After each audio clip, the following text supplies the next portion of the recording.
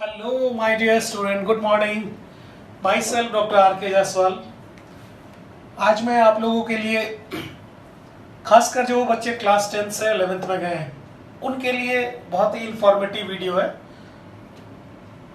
Basically ये introductory biology का classes जो अभी चल रहा है, इसमें इंट्रोडक्शन में क्या क्या उनको बायोलॉजी में क्या क्या पढ़ना है, नहीं पढ़ना है, सिलेबस में क्या है, इन चीज़ों के विषय में हम लोग चर्चा करेंगे.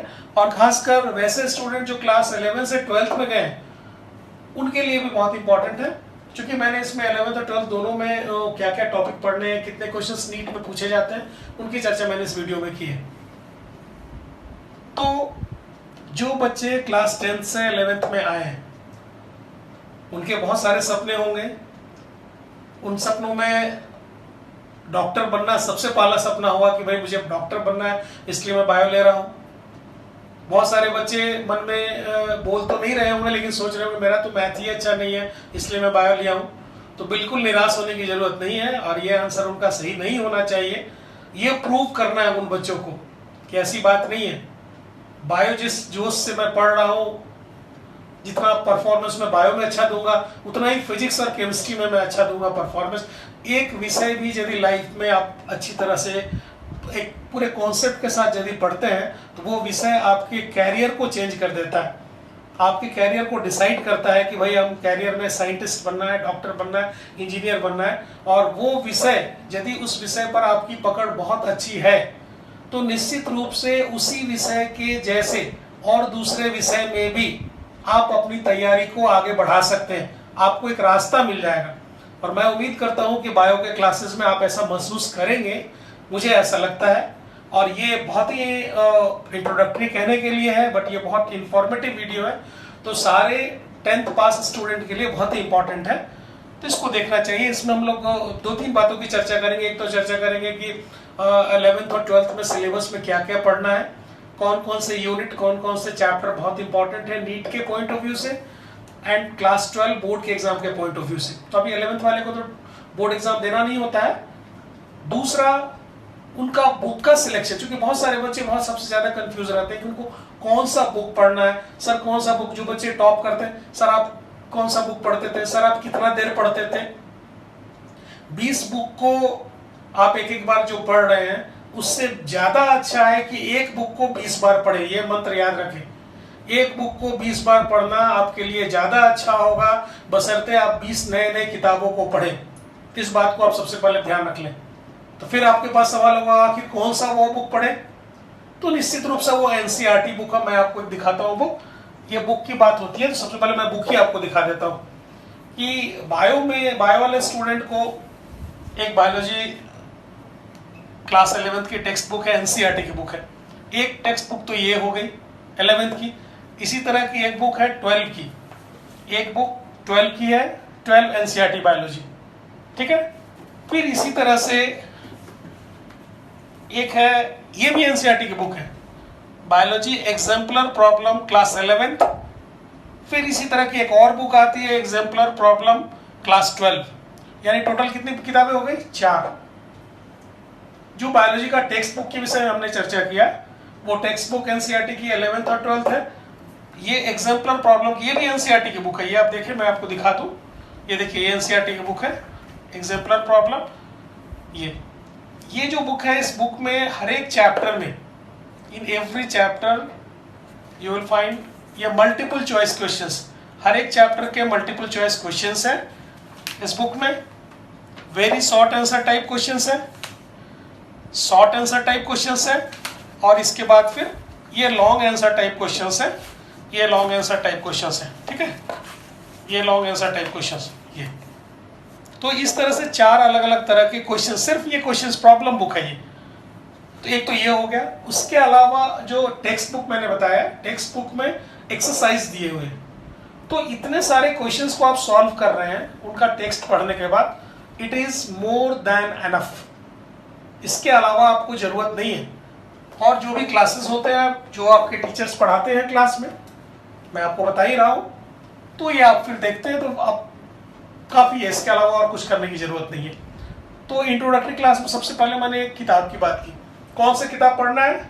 NCERT, only NCERT. और बायो में खासकर मैं आपको दावे के साथ कह सकता हूँ, गारंटी के साथ कह सकता हूँ, 90%, more than 90% question comes from NCERT. 5% question, 5 से 7% क्वेश्चन जो होते हैं वो एनसीईआरटी के लाइन का कुछ ना कुछ एप्लीकेशन से रिलेटेड क्वेश्चंस होते हैं, जो डायरेक्ट आपको एनसीईआरटी के लाइन बुक में वो आपको नहीं मिल सकता है, बट वो कहीं ना कहीं उससे रिलेटेड होते हैं। But most of the questions are from NCERT, ये आप श्योर कर लीजिए। अब क्या पढ़ने का तरीका होगा उसकी चर्चा हम लोग आगे करेंगे कि कैसे पढ़ना है, क्या पढ़ना है। एक तो किताब के विषय में हो गया, अब तो किताब के विषय में कोई कंफ्यूजन नहीं है। रही बात साइड बुक, बहुत सारे अलग अलग डिफरेंट पब्लिकेशंस के हैं, तो वो बात की बात है। पहले हम लोग एनसीईआरटी पर फोकस करेंगे, उसकी चर्चा आगे जब हम इसको पूरा कर लेंगे तब हम बाकी साइड बुक की बात करेंगे, कौन सा बुक पढ़ना है नहीं पढ़ना है। Okay, second part of this introductory class is about syllabus. अब हम लोग सिलेबस की बात करते हैं कि बायोलॉजी का जो क्लास 11th का सिलेबस है, 12th का सिलेबस है, कितने यूनिट पढ़ने हैं। तो बायोलॉजी में 11th 12th दोनों मिलाकर total number of unit 10, 5 unit in class 11, 5 unit in class 12। Okay, 5 unit in class 11, 5 unit in class 12। अब देखिए यहाँ पर क्या है, ये जो बायोलॉजी जो 11th 12th में जो बच्चे डॉक्टर बनने का सभी लोग सपना देख ही रहे हैं, उसमें national eligibility cum entrance test ये 2020 से ये टेस्ट स्टार्ट हो रहा है, ये नीट। इसमें अब आपको एम्स की एग्जाम अलग देने की जरूरत नहीं है, जिपमर अलग देने की जरूरत नहीं है, और बहुत सारे अलग अलग डिफरेंट एग्जाम्स होते हैं, नहीं देंगे। ये कंबाइंड एक ही एंट्रेंस है जो एनटीए नेशनल टेस्टिंग एजेंसी के द्वारा ली जा रही है, ये नीट का टेस्ट। इसमें जिपमर, एम्स एंड जितने गवर्नमेंट मेडिकल कॉलेजेस है ऑल ओवर इंडिया में, हर एक स्टेट में मिलाकर एक कंबाइंड एंट्रेंस हो रहा है। उस एंट्रेंस में ये टोटल नंबर ऑफ क्वेश्चंस इस एग्जाम में 180 क्वेश्चंस होंगे। Total number of question 180। Okay, out of 180 question 45 question from physics, 45 question from chemistry and 90 question comes from biology. तो आप ये समझिए कि ओवरऑल 180 क्वेश्चन में 90 क्वेश्चन बायोलॉजी के होंगे। तो आपकी टोटल पढ़ाई में आपको जो समय देना होगा, कितना देना होगा, इस हिसाब से तो निश्चित रूप से 50% देना चाहिए आपको समय बायो में। चूंकि 90 क्वेश्चंस बायो के आ रहे हैं, तो जब तक आप अपना पूरे पढ़ाई का समय का 50% नहीं देंगे कैसे चलेगा। लेकिन फिर है कि यदि आप 50% बायो में देंगे तो फिजिक्स केमिस्ट्री के साथ थोड़ा न्याय हो जाएगा। तो हम ये चाहेंगे कि थोड़ा सा आप काम टाइम जो है थोड़ा घटा दीजिए, 10 मिनट और घटा, मतलब 50% ना देके 40% टाइम आप इस पर दीजिए, किसमें, बायोलॉजी पर। बाकी जो रिमेनिंग है वो टाइम आप 30% जो टाइम है आप दे दीजिए फिजिक्स पे और केमिस्ट्री पर टाइम दीजिए। बट बायो आपका सबसे इंपॉर्टेंट जो वो सब्जेक्ट है, यदि मेडिकल क्वालिफाई करना, बायो का अच्छा होना जरूरी ही है। बायो यदि आप नहीं अच्छा करेंगे तो आप सपना भी नहीं देख सकते हैं कि मुझे क्वालिफाई करना है मेडिकल में और मैं एक अच्छा डॉक्टर बन सकता हूं। ये आप सपना देखना छोड़ दीजिए। अब बायो अच्छा होने के बाद फिर डिसाइड करना है कि और दूसरा विषय भी उसी के लेवल पर एक और अच्छा होना चाहिए। तीसरे विषय में थोड़ा बहुत प्लस माइनस हो सकता है, ये बात की बात है, बट बायो का अच्छा होना जरूरी है।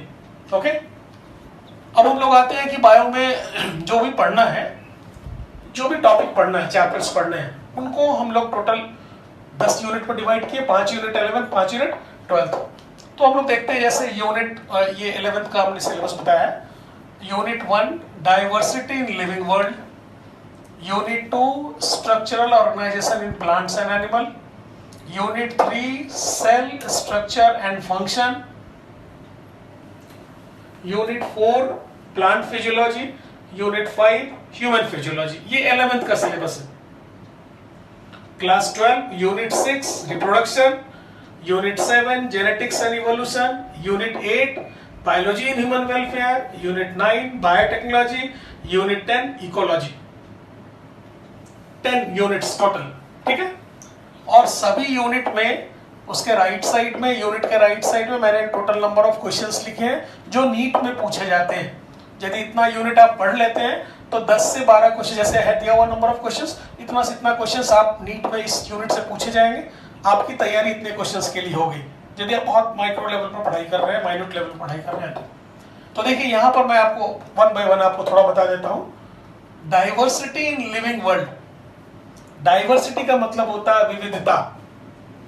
लिविंग वर्ल्ड, लिविंग वर्ल्ड का मतलब जीवित सजीव जगत, लिविंग वर्ल्ड का मतलब सजीव जगत, सजीव जगत में विविधता, इसको हम लोग बोलते हैं डाइवर्सिटी इन लिविंग वर्ल्ड। यानी different types of living being found in this world, this is diversity in living world. अब कितने तरह के जीवित प्राणी होते हैं, इनको हम लोग ये 4 चैप्टर में पढ़ रहे हैं। पहला चैप्टर में द लिविंग वर्ल्ड, सेकंड में बायोलॉजिकल क्लासिफिकेशन, थर्ड में प्लांट किंगडम, फोर्थ में एनिमल किंगडम। अब इन सभी के विषय में क्या क्या कैरेक्टर्स हैं, इनके क्या क्या फीचर्स हैं, लिविंग बीइंग्स को कैसे हम क्लासिफाई करते हैं, कैसे वर्गीकृत करेंगे, तो ओवरऑल हम लोग इसको टैक्सोनॉमी, एक कॉमन यूनिट नाम है टैक्सोनॉमी सिस्टेमेटिक्स बोलते हैं। तो इससे, इस यूनिट से 10 से 12 क्वेश्चंस पूछे जाते हैं। इस यूनिट से 10 to 12 questions comes from this unit. Okay, second unit is structural organisation. जैसे देखो टैक्सोनॉमी बोला गया तो आपको समझ में आ गया कि टैक्सोनॉमी का मतलब क्या हो गया। टैक्सोनॉमी का मतलब जितने तरह के जीवित प्राणी पाए जाते हैं उनको कैसे, किस आधार पर हम क्लासिफाई करेंगे, वर्गीकृत करेंगे, इन सभी जीवित प्राणियों के विषय में कुछ कुछ पढ़ना है। इससे कितने क्वेश्चन, 10 से 12 क्वेश्चंस आते हैं मेडिकल में, तय बात है। Unit 2 structural organisation in plants and animal. Plant और एनिमल में उसकी संरचना कैसे होती है, उसके विषय में, प्लांट और एनिमल के ऑर्गेनाइजेशन के विषय में इस यूनिट में पढ़ना है। इसमें देखो एक चीज दिया हुआ है, एक चैप्टर है morphology of flowering plant. Morphology का मतलब external feature, study of external feature. Flowering plant का मतलब वैसे प्लांट जिसमें फ्लावर होते हैं, सीड्स होते हैं, ये फ्लावरिंग प्लांट। तो फ्लावरिंग प्लांट बाहर से देखने में कैसे होते हैं, उनका एक्सटर्नल फीचर पढ़ना है इसमें, जैसे root, stem, leaf, flower, fruit, seeds के विषय में पढ़ना होता है। एनाटॉमी ऑफ फ्लावरिंग प्लांट दूसरा चैप्टर, जो चैप्टर 6 है anatomy. Anatomy means study of internal structure, study of internal structure. अब internal structure of flowering plant के विषय पढ़ना है। तो देखो ये एक मॉर्फोलॉजी हो गया, एक एनाटॉमी हो गया, एक है स्ट्रक्चरल ऑर्गेनाइजेशन इन एनिमल। यहाँ पर कॉकरोच, फ्रॉग और अर्थवर्म, 3 एनिमल का नाम दिया हुआ रहता है। तो नॉर्मली कॉकरोच नीट के चैप्टर्स में वो कॉकरोच भी पढ़ना है, ऐसे अर्थवर्म और फ्रॉग भी है। तो यहाँ पर टिश्यू एक बहुत इंपॉर्टेंट है, एनिमल टिश्यू। तो देखो इसको हम लोग हिस्टोलॉजी बोलते हैं। तो सेकेंड यूनिट में मॉर्फोलॉजी, एनाटॉमी, हिस्टोलॉजी, इस तीनों से क्वेश्चंस होते हैं। इसमें 6 से 7 क्वेश्चंस पूछे जाते हैं नीट एग्जाम्स में। Unit 3 very important, cell structure and function. Cell is basic, fundamental, structural and functional unit of life. इसके विषय, ये कंप्लीट एक यूनिट है। इस यूनिट में देखो एक चैप्टर है जिसमें सिर्फ सेल के विषय में पढ़ना है, एक चैप्टर है जिसमें बायोमॉलिक्यूल के विषय में पढ़ना है, एक चैप्टर है जिसमें cell cycle and cell division के विषय में पढ़ना है। ओके, तो देखो the branch of biology which deals about study of cell and its reproduction, structure, function, that is cytology और सेल बायोलॉजी। उसको क्या बोलते हैं, साइटोलॉजी या सेल बायोलॉजी। और उस सेल के भीतर कौन कौन से मॉलिक्यूल्स, बायोमॉलिक्यूल्स पाए जाते हैं, carbohydrate, protein, fat, lipid, nucleic acid, इनके विषय में जब हम पढ़ते हैं, उनके स्ट्रक्चर और फंक्शन के विषय में, तो इसको क्या बोलते हैं, बायोकेमिस्ट्री। तो देखो यहाँ सेल के विषय में और बायोमॉलिक्यूल के विषय में पढ़ा जा रहा है। सेल के विषय में पढ़ रहे हैं, उस ब्रांच को क्या बोलते हैं, साइटोलॉजी। बायोमॉलिक्यूल के विषय में पढ़ते हैं, उस ब्रांच को क्या बोलते हैं, बायोकेमिस्ट्री। यानी unit 3 is related with cytology and biochemistry. बात आ गई समझ में। अब आपको ये ध्यान में रखना है, unit 1 totally related with taxonomy, unit 2 related with morphology, anatomy and histology, unit 3 related with cytology and biochemistry। इससे 5 से 6 क्वेश्चंस पूछे जाते हैं नॉर्मली। ओके, अब ये देखिए, फिर इसके अलावा फिर यहाँ पाएंगे प्लांट फिजियोलॉजी। अब देखिए प्लांट फिजियोलॉजी, प्लांट फिजियोलॉजी में क्या, यूनिट 4 है। प्लांट फिजियोलॉजी में, physiology means study of function, biology का वैसा ब्रांच जिसमें हम when we deals about the study of function performed by plants, study of function is called physiology। plant physiology का मतलब study of function which is performed by plant is called plant physiology। plants पौधों के द्वारा कौन कौन से कार्य किए जा रहे हैं, जब इन चीजों का हम अध्ययन करते हैं तो बायोलॉजी किस ब्रांच को क्या बोलते हैं, फिजियोलॉजी बोलते हैं, प्लांट फिजियोलॉजी बोलते हैं। तो देखो ये प्लांट पौधों के द्वारा कौन कौन सा कार्य किया जा रहा है? ट्रांसपोर्ट इन प्लांट, जाइलम के द्वारा वाटर मिनरल का ट्रांसपोर्ट होता है, फ्लोएम के द्वारा फूड का ट्रांसपोर्ट होता है, मिनरल न्यूट्रिशन, प्लांट में किस किस मिनरल्स की क्या क्या जरूरत है, क्या क्या वो कार्य करते हैं वो minerals, photosynthesis in higher plants, photosynthesis in higher plants, plants में बहुत इंपॉर्टेंट फीचर है प्लांट का फोटोसिंथेसिस, वो कैसे होता है उसके विषय में, रेस्पिरेशन, प्लांट कैसे रेस्पायर करते हैं, प्लांट में ग्रोथ डेवलपमेंट कैसे होता है, ये पूरे plant physiology. It is very important unit for medical point of view as well as for class 11th. 12 to 14 questions comes from this unit in NEET examination. Okay. Then unit 5th, human physiology. देखो human physiology, doctor बनना है तो human physiology तो निश्चित आना ही आना चाहिए. आप पूछ सकते हैं कि सर प्लांट फिजियोलॉजी का क्या रोल है? तो प्लांट फिजियोलॉजी का इसलिए रोल है कि पूरे लिविंग बींग्स की फिजियोलॉजी कैसी होती है आप जानेंगे तो कहीं ना कहीं उसका कोई ना कोई एक इवोल्यूशनरी सिग्निफिकेंस होता है. आप समझते हैं कि वहां पर कैसे होता है वही चीज यहाँ पर कैसे हो रहा है. तो ओवरऑल लिविंग बींग्स के विषय में जब हम पढ़ रहे हैं तब हम लोग अपने विषय में पढ़ते हैं ह्यूमन बींग्स में कि हमारे बॉडी में कौन कौन से फंक्शन कैसे हो रहे हैं.